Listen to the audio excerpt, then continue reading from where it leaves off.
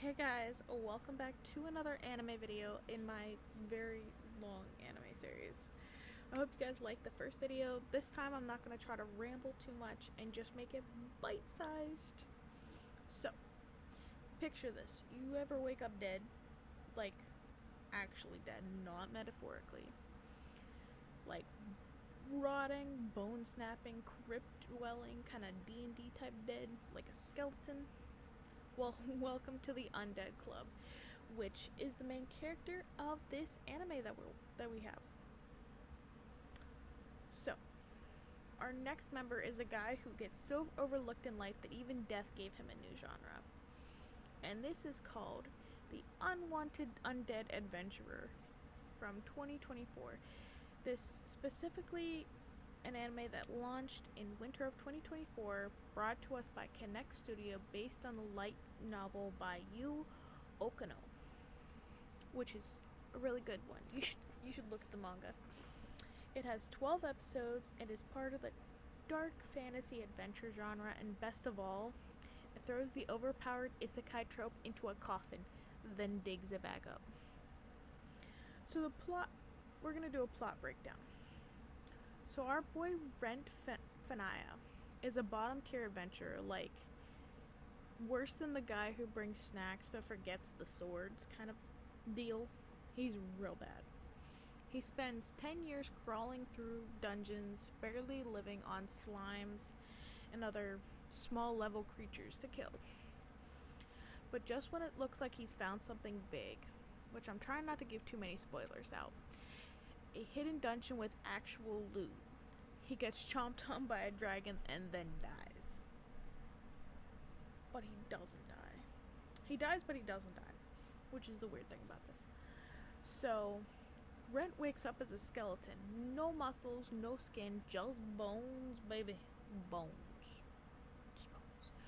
So he's now part of the undead, which is in this anime, it is a low tier monster in the very world he once tried to survive in.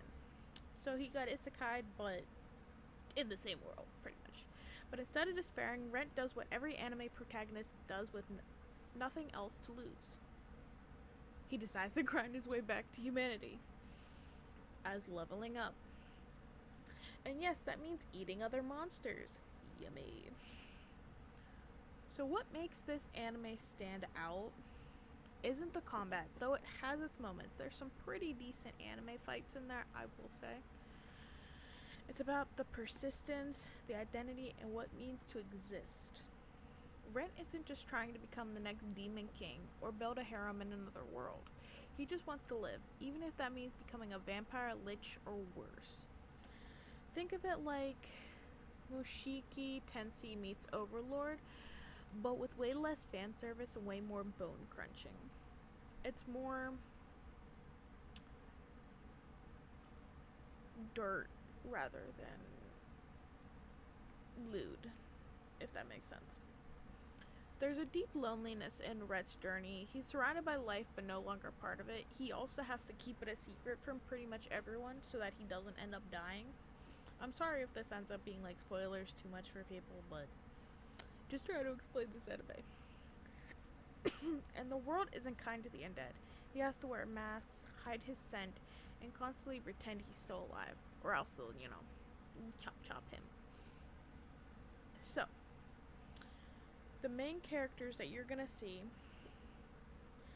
I probably won't put them up. I was gonna put them up, but I probably won't put them up. I don't know yet. Is Rentt Faina, our undead MC, quiet, calculating, kind of a loner, but not edgy. He's basically a horror story protagonist with a good heart.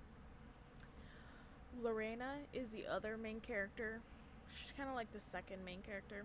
The brains of the show, a scholar with a fascination for the undead who helps Rentt blend in and evolve. Think like a hot goth librarian type of vibe. And then there's a couple of minor other characters like Sheena, Lillian, and the Adventurers Guild. Side characters that mostly act as Rhett's bridge back to the human world. Oh my god, I gotta sneeze. Oh my god. Okay. No annoying tsunderes at all in this anime. It's just pure wholesomeness. So the animation by Connect isn't groundbreaking, but it does suit the tone. Dungeons are moody, shadows heavy, and the creature designs, they're pretty decent. The voice acting is also pretty solid, with Rett's VA pulling off a dry, almost resigned delivery that slowly warms as the show goes on, because he has to like change it as he evolves, which is really really cool. And the opening, and the ending, what are they called? The music. I can't remember what the actual word is. Those are really really good. They're not instant bangers, but they're moody and atmospheric. Think Dark Souls meets lo-fi dungeon crawler. Now, I will say, if you do plan on watching this, there are a couple of content warnings. Mild gore and body horror. This dude's undead and he eats monsters to evolve. You're gonna see some skulls get split. Dark fantasy themes, isolation, death, identity loss, and a couple of creepy scenes. Slow pace. If you want fights every episode, this is not it. This is more of a brooding strategy and how do I hide my jawbone at the guild kind of show. It's a good one. Kids could probably watch it if you wanted. If you mind them watching people kill each other and whatnot. It's a really, really good anime. It's one of those underdog anime that quietly digs its claws into you. It's not flashy, it's not trying to reinvent fantasy, but it's a surprisingly thoughtful story about clawing your way back to life, bone by bone. So if you liked Saw a Spider, So What, or Grimoire, Ashes and Illusions, this will be right up your haunted alley.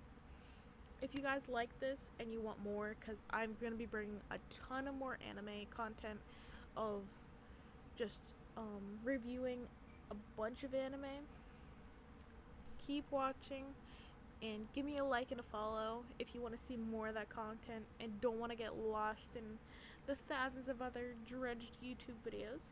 And I will see y'all for the next episode. Bye.